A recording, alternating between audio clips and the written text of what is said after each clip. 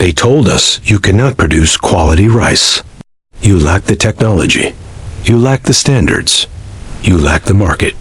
Today, with these optical sorters, we are not only refining rice, we are dismantling every excuse standing in the way of Africa's self-sufficiency. The words of President Ibrahim Traoré resonated across the expansive rice processing facility in Bama, Burkina Faso.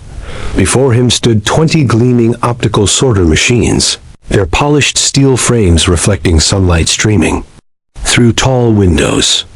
Around him gathered hundreds of rice farmers, cooperative leaders, and government officials, all witnessing what many had deemed impossible. African-grown rice, processed to global standards without foreign oversight. In West Africa, rice is far more than a staple food. It is the bedrock of daily life, cultural identity, and increasingly a symbol of either dependency or sovereignty. For decades, the region's relationship with rice has been contradictory. Despite favorable growing conditions and centuries of rice cultivation, nations like Burkina Faso had become heavily reliant on imported rice from Asia and the Americas. The numbers were stark. By 2024, Burkina Faso, with its 22 million citizens, consumed roughly 620,000 metric tons of rice annually. Yet domestic production covered only 45% of this demand, with the remainder worth over $180 million each year imported. This reliance was not just an economic burden, but a strategic weakness. Every grain of imported rice is a grain of sovereignty lost, Traoré often declared, a perspective shaped by history. During the 1980s, under revolutionary leader Thomas Sankara, Burkina Faso briefly achieved food self-sufficiency before his assassination and the reversal of his policies. Now, 4 decades later, Traoré was determined to revive that vision of food sovereignty.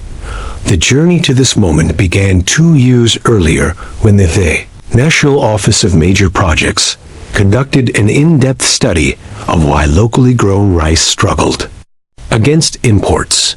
The findings were revealing. While Burkina Faso could produce rice at competitive costs, the final product lacked the consistent quality urban consumers expected without advanced processing facilities. Local rice often contained impurities, broken grains, and uneven coloration, relegating it to lower-priced markets or subsistence use. Dr. Abdul Rahman Kine, special advisor to the President on Agriculture, led the team that pinpointed the critical issue. Our national rice wasn't competitive because we lacked adequate sorting capacity. The final processing step, removing impurities and ensuring uniform grain size, determined whether rice could fetch premium prices. This was where our value chain faltered. Traditional methods relied on manual sorting, which was labor-intensive and inconsistent. Semi-automated systems existed in some facilities, but were outdated and inefficient.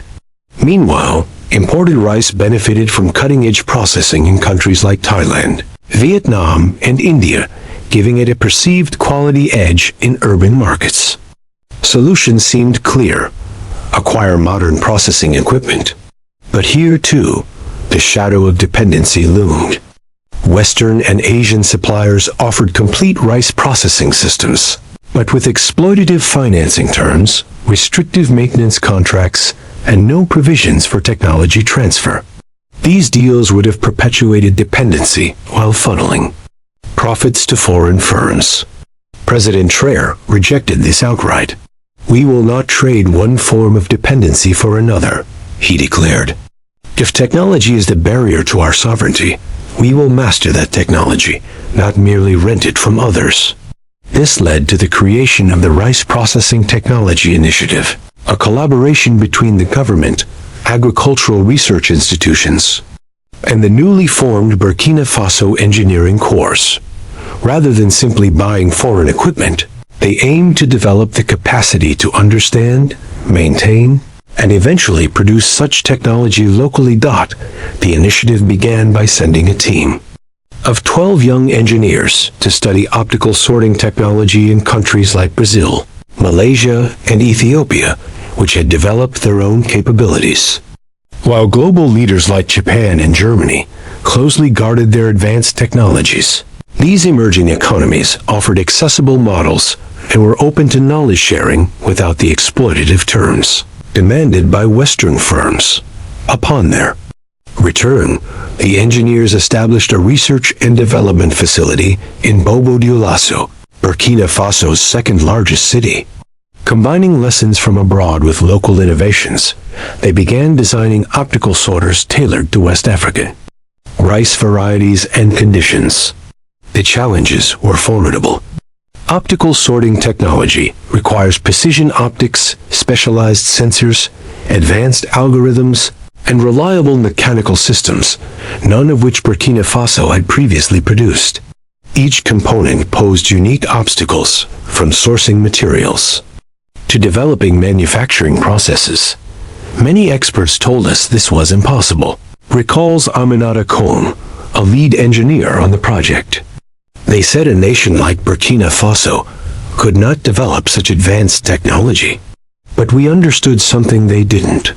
The technology itself matters less than the knowledge behind it. Once you grasp the principles, you can adapt and innovate.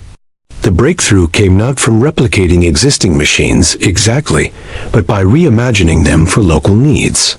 The team designed a hybrid system combining off-the-shelf camera components and processors with locally manufactured frames, conveyors, and sorting mechanisms.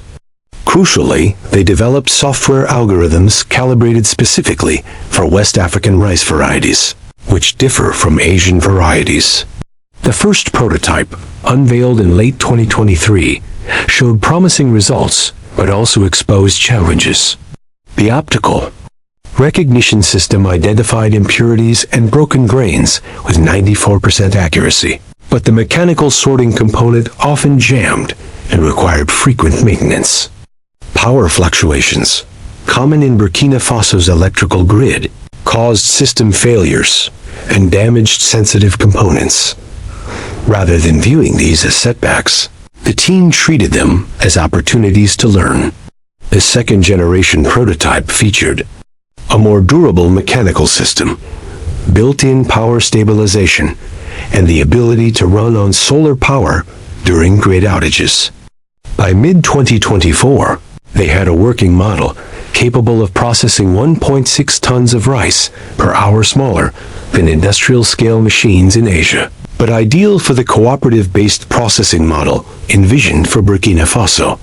With the technology proven, the next hurdle was scaling production. Manufacturing 20 machines required resources beyond initial projections. In a bold move, President Traoré redirected funds from the military budget, specifically money earmarked for imported weapons. Food security is national security, he explained. A nation that cannot feed itself cannot defend itself, no matter how many weapons it buys. This decision carried powerful symbolism. Transforming resources meant for arms into tools for food sovereignty, redefining security as human well-being over military might. The manufacturing process itself became a form of national capacity building. A factory in Ouagadougou was repurposed to produce the machines, creating 230 direct jobs and over 1,000 in the supply chain. Every component sourced or manufactured locally represented not just cost savings, but knowledge and skill development. While specialized components like optical sensors and processors still needed to be imported, the initiative set a pragmatic goal to increase locally produced parts from 60% to 85% within 5 years. The factory floor hummed with activity as workers assembled the machines. Welders crafted sturdy frames to house delicate electronics. Electricians wired control systems, and software engineers refined sorting algorithms. The air was filled with the sounds of construction and the energy of progress. Before, I assembled motorcycle parts, said Moussa Ouedraogo, now a team leader on the assembly line. Now I'm building machines that will transform our country's food system. My children see me differently. The community sees me differently. I see myself differently. As the machines neared completion in early 2025, focus shifted to deployment.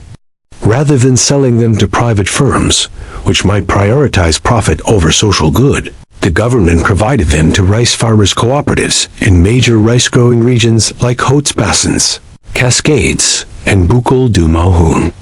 This reflected a broader strategy of strengthening cooperatives as the backbone of food sovereignty. By equipping cooperatives with advanced processing technology, farmers could capture more of the value chain instead of selling unprocessed rice at low margins.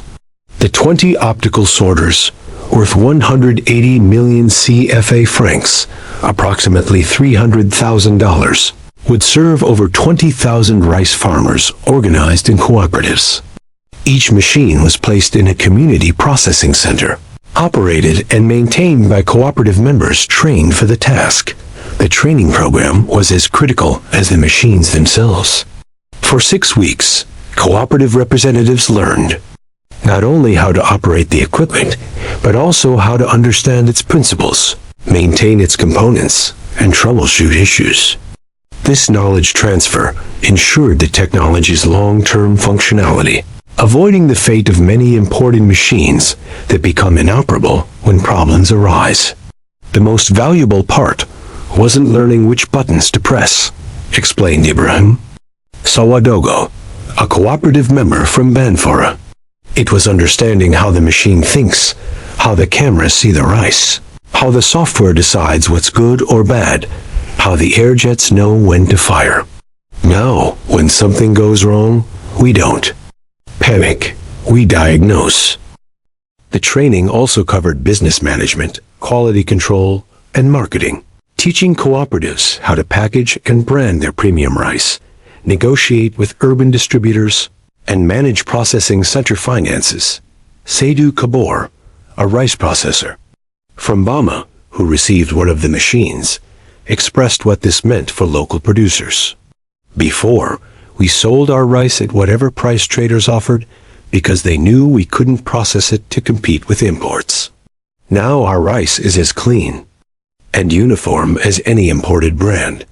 This is a game changer. Our rice can now compete head-to-head with imported rice in quality. By enabling cooperatives to process rice to premium standards, the project disrupted market dynamics that had kept farmers in poverty while importers thrived.